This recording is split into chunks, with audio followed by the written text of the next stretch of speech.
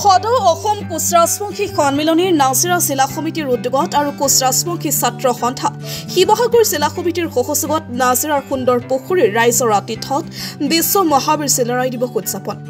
আজি শিৱসাগৰ জিলাৰ নাজিৰাৰ সুন্দৰ পুখুৰীত বিশ্ব মহাবীৰ চিলাৰায় ৫১৫ সংখ্যক বিশ্ব মহাবীৰ চিলাৰায় দিৱস উদযাপন কৰা হয়।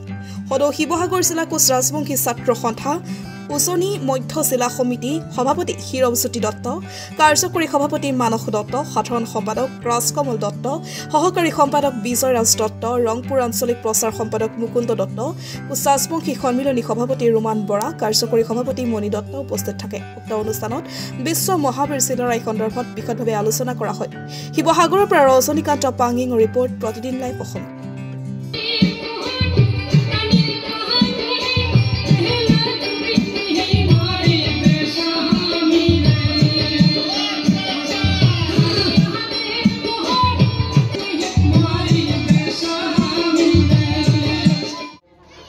বিশ্ব মহাবীৰ চিলাৰায় দিৱসৰ আজিৰ সন্মানীয়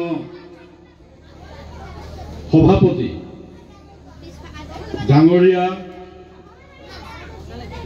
আজি উদ্বোধক হিচাপে ইতিমধ্যে ভাষণ প্ৰদান কৰি যোৱা শ্ৰদ্ধাৰ পাঠাকো মহাবিদ্যালয়ত সদৌ তায়াসম ছাত্ৰ সন্থাৰ সন্মানীয় উপস্থিত থকা লেখাবোৰ খুব তথ্য সমৃদ্ধ আৰু যুক্তিসিদ্ধ। লগতে বাইদেৱে গোটেই কথাখিনি মই আশা কৰিছিলোঁ যে বাইদেৱে মহাবীৰজনাৰ গোটেই কথাখিনি খুব সুন্দৰকৈ ক'ব। ঠাউকতে কথাখিনি ক'লে, বাইদেৱে সুন্দৰ পুখুৰীৰ ইতিহাস ক'লে। উদাত্ত কণ্ঠেৰে দেৱজিৎ দত্ত ডাঙৰীয়াই অসমীয়া জাতিৰ ভৱিষ্যত দিনত মই এটা কথা আপোনালোকক জনাওঁ যে মই পাঠাকো মহাবিদ্যালয়টো মই চৰ্চা কৰোঁ আৰু যোৱা ৩টা দশক মহাবীৰ নহয়, তেখেতে 15 ভক্তি আৰু মৰম চেনেহ জ্ঞাপন কৰিলোঁ। আজি বিশ্ব মহাবীৰ চিলাৰায় দিৱস। আমাৰ আদৰ্শ পুৰুষ চিলাৰায় আৰু নৰনাৰায়ণ এই চিলাৰায় দিৱসত আজি উদযাপন কৰা হৈছে সুন্দৰ পুখুৰী। মই এটা কথা জনাবলৈ ভাল লাগিছে, যিহেতু সুন্দৰ পুখুৰীৰ ওপৰত মই অকণমান গৱেষণা বুলি নকওঁ, লিখা মেলা কৰিছিলোঁ আৰু এই ঐতিহাসিক স্থান সুন্দৰ পুখুৰীৰ বিষয়ে আপোনালোকে নিশ্চয় জানে। তথাপিও মই যিখিনি কথা পাইছিলোঁ সুন্দৰ পুখুৰীৰ ওপৰত বা সুন্দৰ পুখুৰীটোনো কিয় খান্দিছিলে, কিয় বা সুন্দৰ পুখুৰী হ'ল, তাৰ ওপৰত মই অকণমান কওঁ বুলি ভাবিছোঁ আপোনালোকক।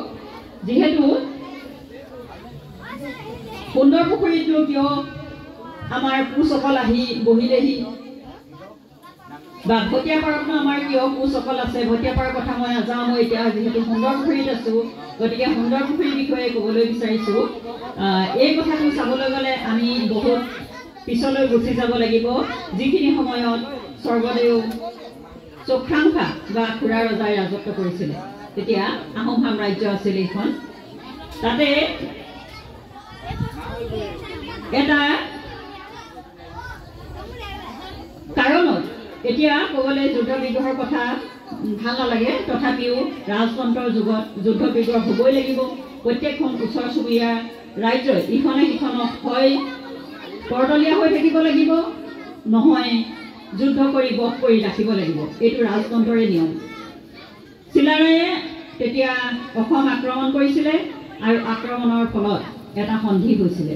সেই সন্ধিৰ ফলত খুৰা ৰজাই নিজৰ ভাতৃ সুন্দৰ কোঁৱৰক পঠাই দিব লগা হৈছিলে কোচ ৰাজ্যলৈ। তাৰ লগত তেখেতৰ লগতে আৰু 3জন কিন্তু ডাঙৰীয়াৰ পুত্ৰ, তাৰমানে বুঢ়াগোহাঁই, বৰগোহাঁই আৰু বৰপাত্ৰ গোহাঁই, এই 3জনৰ পুত্ৰও তেওঁলোকৰ কোচ ৰাজবংশলৈ কুল হিচাপে পঠিওৱা হৈছিলে।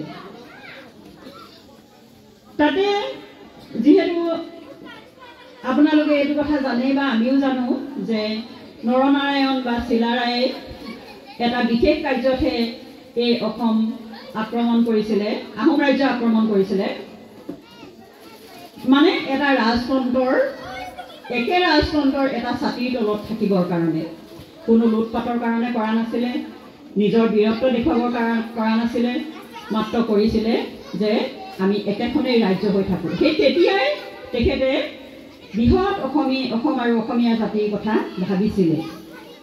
হয়, আজি এই পবিত্ৰ ক্ষণত সুন্দৰমুখী ৰাইজৰ আতিথ্যত আৰু কোচ ৰাজবংশী ছাত্ৰ সন্থা তথা কোচ ৰাজবংশী সন্মিলনী উদ্যোগত আজি এই চিলাই দিৱস ভাগি আমি উদযাপন কৰিছোঁ। আৰু এই পবিত্ৰ ক্ষণতে মই সদৌ অসমবাসীক আজি এই বীৰজনাৰ জন্ম জয়ন্তীত মই সকলোকে শ্ৰদ্ধা নিবেদন জনাইছোঁ।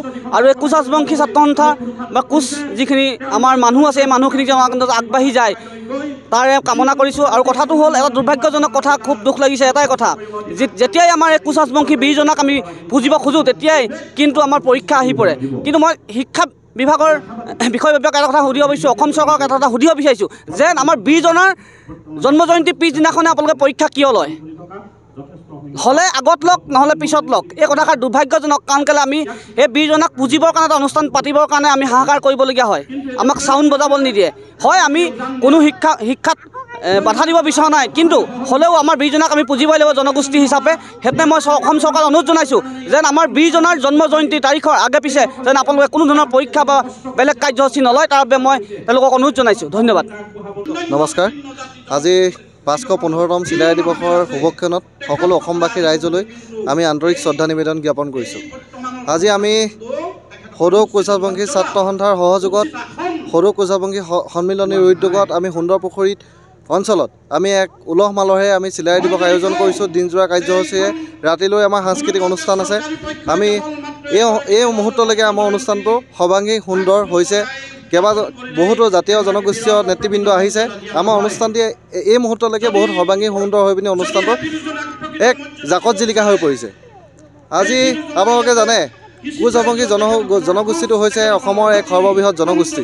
সৰ্ববৃহৎ জনগোষ্ঠীটোৰ চিলাৰাই হৈছে একমাত্ৰ এক প্ৰভাৱশালী সেনাপতি। কিন্তু আমি দেখা পাইছোঁ এই অসম চৰকাৰখনে আমাৰ চিলাৰাইক যেনেকৈ তেখেতলোকে সন্মান জনাব লাগিছিলে তেনেকুৱা সন্মান জনোৱা আমাৰ পৰিলক্ষিত হোৱা নাই।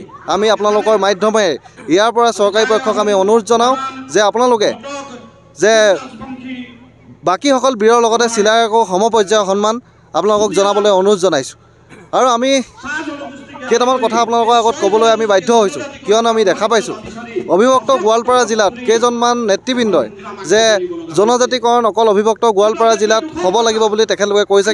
কিন্তু আমি ইয়াৰ পৰা আমি এটাই চৰকাৰক অনুৰোধ জনাইছোঁ, এক জাতি এক অধিকাৰ যদি জনজাতিকৰণটো দিয়ে তেতিয়াহ'লে গোটেই অসমত থকা কোচ ৰাজবংশী ৰাইজক জনজাতিকৰণ দিয়ক, অন্যথা কিন্তু আমি কোচ ৰাজবংশী ছাত্ৰ সন্থাৰ হাত সাৱটি বহি নাথাকিম।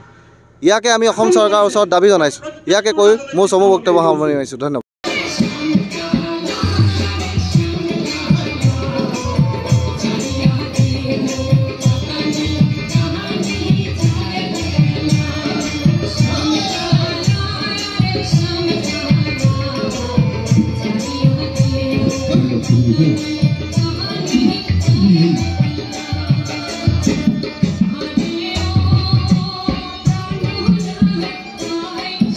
Oh,